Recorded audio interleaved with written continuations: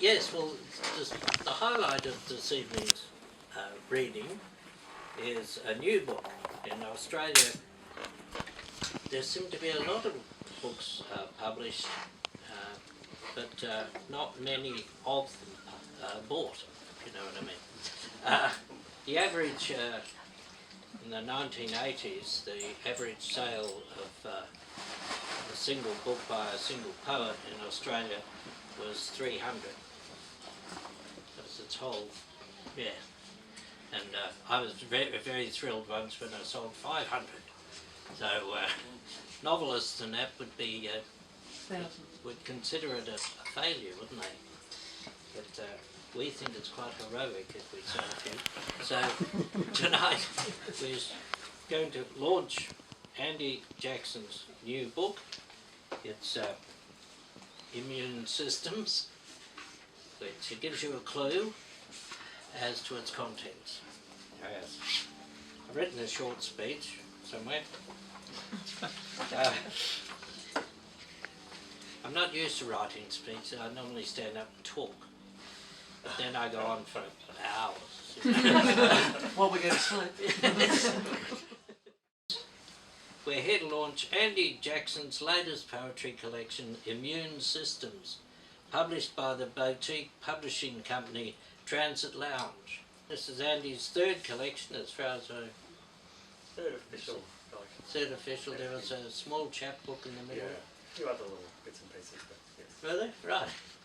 Following on from the 2013 Whitmore Prize-winning collection, The Thin Bridge.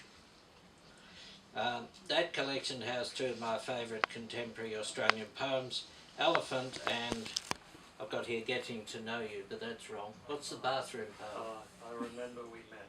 I remember we met. I never know titles.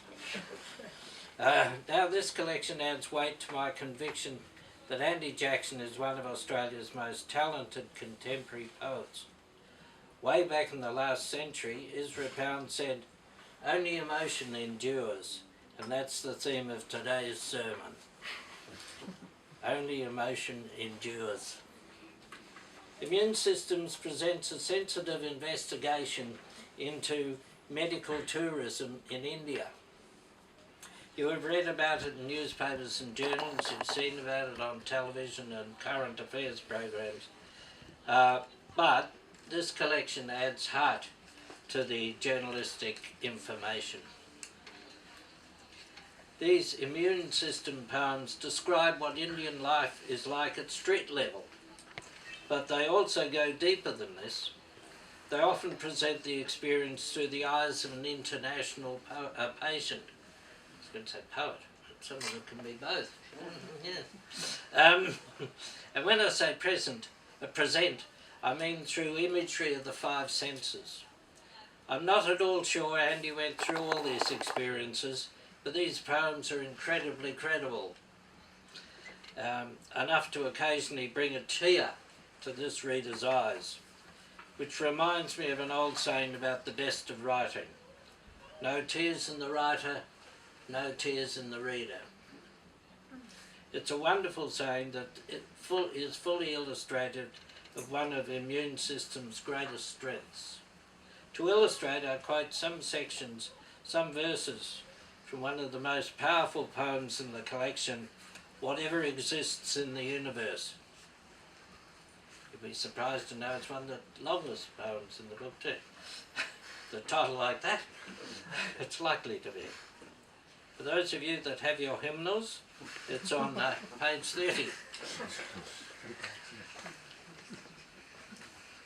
I'll just read certain bits of it. Between the footpath and the road, the shoe salesman unpacks his boxes again. His son dusts the 300 pairs with a cloth attached to a stick. They're debating the latest human development report on RSTV. Malnutrition, sanitation, infrastructure. It's hard to hear. Diwali celebrations, a war against night, a dense fog, smell of cordite. They come seeking spiritual wisdom and squalor, and find it. 5 die or more. The patients who survive get 1,000 rupees each for their blindness, expired eye drops, infected lenses. Life breaks on the head of the destitute. The train rattles over the suburb 1 story up. Near them all, roofs are made of thatch and banners from the last election. A satellite dish balanced on the one concrete wall. Crows compete over a rat. One beaks unspoils the pink innards. I'll skip some. And this is some of the journalistic facts put into a poem. It's a postmodern thing. 20,000 unlicensed medical factories, inspectors bribed, up to 25% of pills are fake. 1 child dies from encephalitis every 2 hours in Uttar Pradesh in a single hospital. 3 children per incubator in an epidemic ward. Last year, 60,000 women died during pregnancy or childbirth. 60% of the world's undernourished children live in India. Numbers stick in the throat.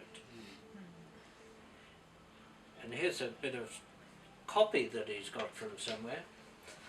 India is an extraordinary destination, ideally suited for recovery and unwinding after a stressful surgical intervention. Our aftercare healing programs not only replenish lost energy, but also elevate it for spirited future living. Sometimes I'm afraid all my scars will tear open, or worse, that they already have. The potholes are filled with broken bricks and palm leaves. I don't want to get used to this, itch beneath bandages. And who has qualms about preferential treatment when it's life or death? So, I'd love to read you the whole thing, but I better not. It is time for you to experience them for yourselves, for you are the second creative element of Andy Jackson's collection. So I hereby proudly announce Emu Systems launched! Hooray!